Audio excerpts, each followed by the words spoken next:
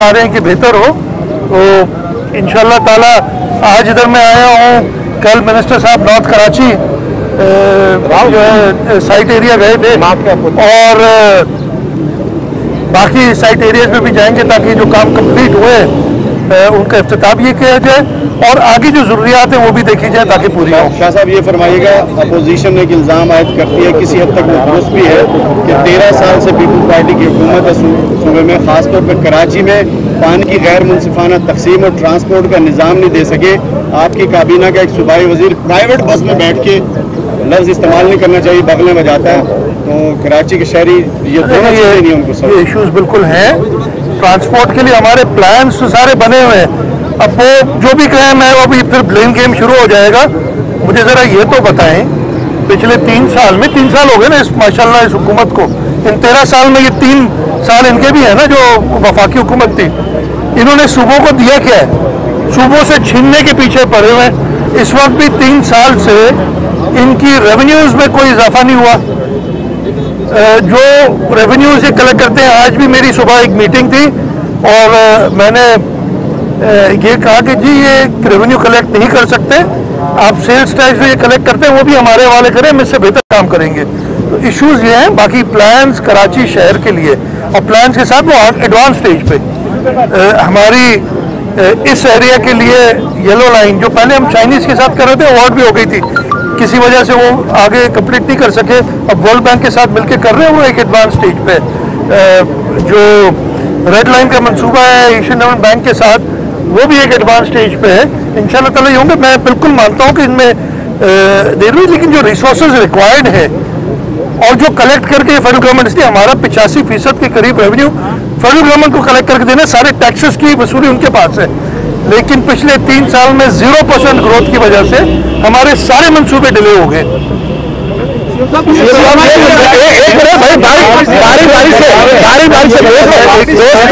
बारी से अरे बाबा बारी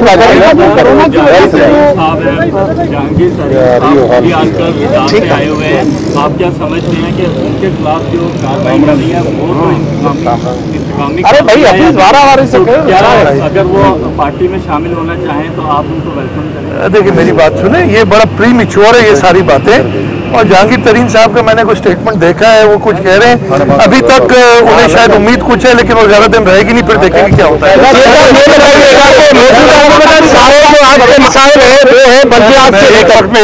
सारे आपके मसाइल बल्दियात से मुतल्लिक है, क्योंकि जब भी आप पर तनकीद होती है, कोई जो है पीटीआई का एमएलए गटर के सामने खड़ा होकर आपका फोटो लगा देता है, कोई कहीं पानी होता है तो आपके बारे में वो अल्फाज मैं दोहरा नहीं सकता। तो यहाँ के लोगों के ज्यादातर इशू बल्दियात से मुतल्लिक है और बल्दियाती इदारे इस वक्त है नहीं, एडमिनिस्ट्रेटर है वो भी सरकारी है। बल्दियाती इंतखाबात कब तक होंगे? और जो आपने कहा था मरदमशुमारी से इसको नथी की थी, आप अभी गए भी थे वहां पर, तो हकीकत तो बताएं मामला कैसे किस तरह होगा ये मामला? मेरी बात सुने, कानून के मुताबिक सेंसस जो लेटेस्ट है ना, उसके तहत बल्दियाती इदारों के इंतखाबात होने। इस वक्त जो अप्रूव्ड सेंसस है वो 1998 का है। अब आप आ जाए 2017 के सेंसस में, उस सेंसस पे चारों सूबों को शदीद तहफ़्फ़ुज़ात थे, कम अज़ कम मैं ये कहूँगा। और इन शदीद तहफ़्फ़ुज़ात की वजह से पार्लियामेंट ने 2017 में पार्लियामेंट के अंदर एक आया था कि जी 5% इनको रीवेरीफाई करना है अपने। अनफॉर्चुनेटली वही 2.5 साल गुजरने के बाद कुछ भी नहीं किया गया। ये सारी बातें कल हुई है और मैंने तो ये कहा कि फिल फॉर, यानी आज से कल जो गुजरा था, मैंने उस वक्त कहा इस वक्त आप ऐलान करें कि हम नए सेंसस कराएंगे। और ये सेंसस जो सबको पता है, मैं तो कह रहा हूँ चारों सूबों को इतराज़ात थे इस पर। अब पता नहीं जो भी पोजीशन है वो, मैंने इन सबसे ये कहा कि जब आप कह रहे हैं कि ये गलत है, ये भी मान रहे हैं कि हमें दोबारा क्यों कराने, अगर सही है तो दोबारा क्यों कराने? जब आप कह रहे हैं गलत है तो एक गलत चीज़ को अप्रूव क्यों करते हैं? इस सिलसिले में मेरा ख्याल है दोबारा सीसीआई की एक ऑनलाइन मीटिंग मंडे को रखी गई, उसमें फैसला होगा। 2 दिन के लिए जो सेफ डेज सिम गवर्नमेंट ने अनाउंस किए, इसमें बड़ी कंफ्यूजन है लोगों में, तो ये बता दीजिए अगर कि किस किस्म का क्या कारोबार बंद होगा और क्या खुला रहेगा, ये क्यों? ये पूरा नहीं, इसमें कोई कंफ्यूजन नहीं है, पूरा एक तरीकाकार दिया हुआ है। मेरा पर्सनल ये ख्याल है और मैं इसको जो मीटिंग थी उसमें कह चुका हूँ कि हमें इंटरसिटी एक जगह से दूसरी जगह ट्रांसपोर्ट बंद करनी चाहिए, इसलिए कि कुछ इलाकों में पाकिस्तान के कोविड बहुत ज़्यादा फैला हुआ है। आपने उनको शील्ड करना है कि वो बाकी जगह पे कोविड को ना करें अफेक्ट, लेकिन फेडरल गवर्नमेंट ने उसकी मानने से इनकार किया। ये 2 दिन का कॉन्सेप्ट जो दिया है वो दिया है और उसी को नजर रखते हुए हम चाह रहे थे कि एनसीओसी के साथ काम करें। हमने बिल्कुल वही रखा है और वो पूरी उसकी नोटिफिकेशंस क्लियर है कि एक जो टाइमिंग है उसको दिया हुआ है कि जिस टाइम पे अच्छा तक आपने बताया। आज अदालत ने फिर सिंध हुकूमत के हवाले से बुरा भला कहा है और कहा है कि सिंध हुकूमत और एसपीएससी के अफसरान मिले हुए हैं शहर में बड़ी बड़ी इमारत आप पैसे लेकर बनवाते हैं, आप मतलब सिंध हुकूमत, इस पर आपका क्या कहना है? और अदालत आपको कार्रवाई का हुक्म देती है, सिंध हुकूमत इस तरह कार्रवाई नहीं करती और अफसरान कमिश्नर कराची को भी फारिग करने की बातें की हैं और अदालत ने लीव कैंसिल कर दी है, तो अदालत का इख्तियार है और ये चीजें बताएं। मेरी बात आप पर क्यों वो छोड़े इस बात को। ये भी कर लेगा, एक तरफ आप आज सड़क का इफ्तिताह कर रहे हैं, दूसरी जानिब अदालत कहती है किसी को फिक्र नहीं है, किसी को कोई परवाह नहीं है। देखिए, मैं अदालत के कमेंट्स पे कोई कमेंट नहीं करूंगा, लेकिन मैं ये जरूर कहूंगा कि एक तरफ ये है, दूसरी तरफ वजीर आजम पाकिस्तान हर दिन यानी हर हफ्ते एक मीटिंग करते हैं, उसमें चीफ सेक्रेटरी साहब को कहते हैं कि आप इमारतें क्यों नहीं बना रहे और आप अप्रूवल्स क्यों नहीं दे रहे। तो मुझे समझ नहीं आती कि डिस्कनेक्ट क्यों है।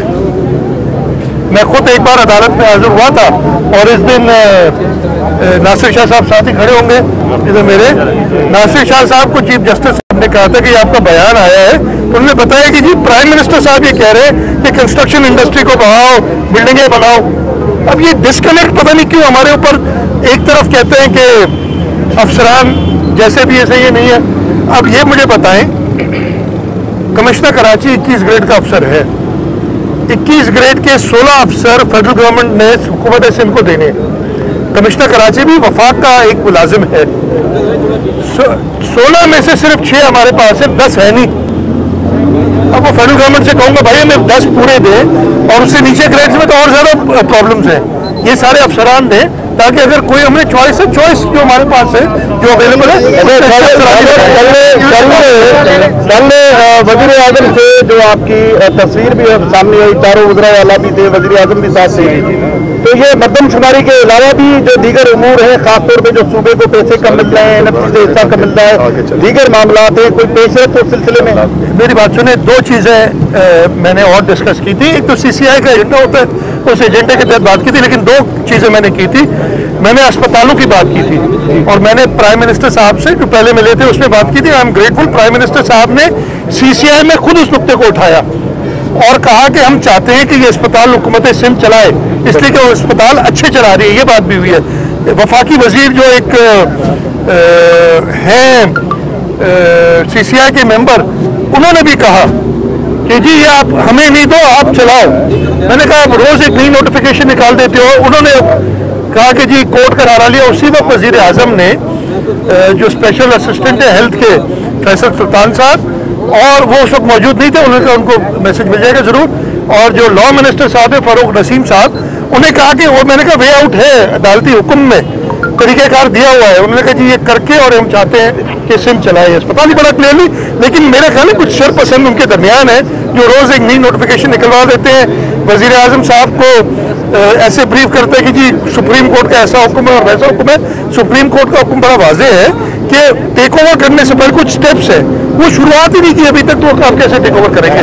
सेकेंडली, एक आखिरी चीज, मैंने दूसरी बात ये जिक्र किया था कि 2019 में एक रिपोर्ट पेश हुई थी पानी के हवाले से कि पानी की जो तकसीम है वो सही नहीं हो रही, और अटॉर्नी जनरल 2018 में एक कमेटी बनी थी जिसको अटॉर्नी जनरल पाकिस्तान हेड कर रहे थे, उनकी रिपोर्ट आई।